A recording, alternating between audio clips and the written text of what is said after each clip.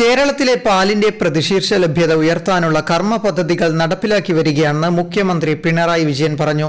അഞ്ചരക്കണ്ടി മുഴപ്പാലയിൽ കണ്ണൂർ ജില്ലാ ക്ഷീരസംഗമം ഉദ്ഘാടനം ചെയ്ത് സംസാരിക്കുകയായിരുന്നു മുഖ്യമന്ത്രി. കേരളത്തിൽ 189 ഗ്രാമാണ് പാലിന്റെ പ്രതിശീർഷ ലഭ്യത. പല കാര്യത്തിലും നാം മുന്നിട്ട് നിൽക്കുകയാണെങ്കിലും ഇതിൽ നാം അല്പം പിറകിലാണ്. പാലിന്റെ ദേശീയ പ്രതിശീർഷ ലഭ്യത ഒരാൾക്ക് 250 ഗ്രാമാണ്. പ്രതിശീർഷ ലഭ്യത ഉയർത്തുന്നതിന്റെ ഭാഗമായി സർക്കാർ വിവിധ പദ്ധതികൾ നടപ്പിലാക്കി വരികയാണെന്നും മുഖ്യമന്ത്രി പറഞ്ഞു. 250 ഗ്രാമിലേക്കെങ്കിലും ഉയരുക എന്നത് പ്രധാനമാണ്. അതിനാവശ്യമായ കർമ്മ പദ്ധതികളാണ് സർക്കാർ നടപ്പാക്കുന്നത്. അതിന്റെ ഭാഗമാണ് ഉരുക്കളെ വാങ്ങുന്നതിനുള്ള ധനസഹായം. അതോടൊപ്പം ക്ഷീരമേഖലയുടെ ആധുനികവൽക്കരണം, യന്ത്രവൽക്കരണം, ഇവിടെ ബഹുമാന്യായ അധ്യക്ഷൻ സൂചിപ്പിച്ച തീറ്റ ഉൾകൃഷി വ്യാപനം, മീറ്റ് ഷെഡ് വികസനം, ക്ഷീര സഹകരണ സംഘങ്ങളുടെ ശാക്തീകരണം, കാലിത്തീറ്റ ധനസഹായ വിതരണം, പാലിന്റെ ഗുണനിലവാര നിയന്ത്രണം, ഇങ്ങനെ വിവിധ തരത്തിലുള്ള നടപടികൾ ഈ ലക്ഷ്യത്തോടെ നടപ്പാക്കുകയാണ്. ഇതിനൊക്കെ പുറമെയാണ് ഈ പാല് ഏതെങ്കിലും ഘട്ടത്തിൽ അധികമായി പോയാൽ അത് നഷ്ടപ്പെടാതിരിക്കുന്നതിന് ഒരു പാൽപ്പൊടി നിർമ്മാണ ഫാക്ടറി കോവിഡിന്റെ ഘട്ടത്തിലാണ് നമുക്ക് പൂർണ്ണമായും ബോധ്യപ്പെട്ടത്.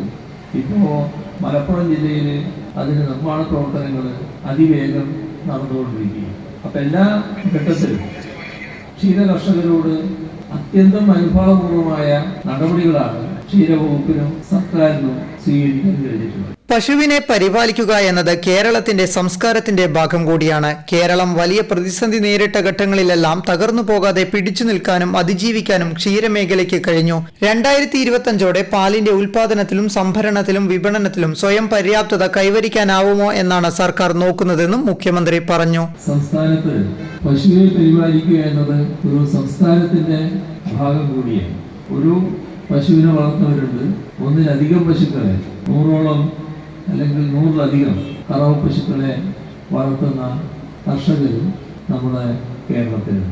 പശുക്കൾക്ക് ക്ഷീരോത്പാദനം കൂട്ടുന്നതിനായി ആന്ധ്രാപ്രദേശുമായി സഹകരിച്ച് സൈലേജ് പദ്ധതി തുടങ്ങുമെന്ന് ക്ഷീരവികസന വകുപ്പ് മന്ത്രി ചിഞ്ചു റാണി അറിയിച്ചു. ഒരു പുതിയ ടൈപ്പ് ആന്ധ്ര സംസ്ഥാനവുമായി ഞങ്ങളിപ്പോൾ ഉണ്ടാക്കാൻ പോവുകയാണ്.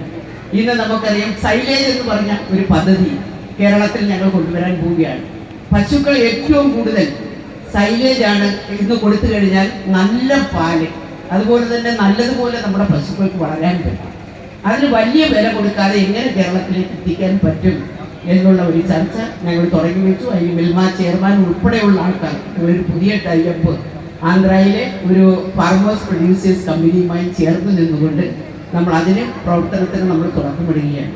ജില്ലയിൽ ഏറ്റവും കൂടുതൽ പാലളന്ന ക്ഷീരകർഷകനുള്ള അവാർഡ് അഞ്ചരക്കണ്ടി കെ പ്രതീഷിനും ക്ഷീരമിത്ര അവാർഡ് തിരുമേനി സൊസൈറ്റിയിലെ KJ ജോസഫിനും ഏറ്റവും കൂടുതൽ പാൽ സംഭരിച്ച പരമ്പരാഗത ക്ഷീരസംഘത്തിനുള്ള അവാർഡ് അഞ്ചരക്കണ്ടി ക്ഷീരസംഘത്തിനും മുഖ്യമന്ത്രി സമ്മാനിച്ചു. ഡോക്ടർ വി ശിവദാസൻ MP, MLA-മാരായ KV സുമേഷ്, M വിജിൻ, ജില്ലാ panchayat vice president advocate Binoy Kurian എന്നിവർ സംസാരിച്ചു. ക്ഷീരമേഖലയിൽ ഏറ്റവും കൂടുതൽ തുക വകയിരുത്തിയ ജില്ലാ പഞ്ചായത്തിനുള്ള അവാർഡ് കണ്ണൂർ ജില്ലാ പഞ്ചായത്തിന് മന്ത്രി ചിഞ്ചു റാണി സമ്മാനിച്ചു. Now media, Kannur.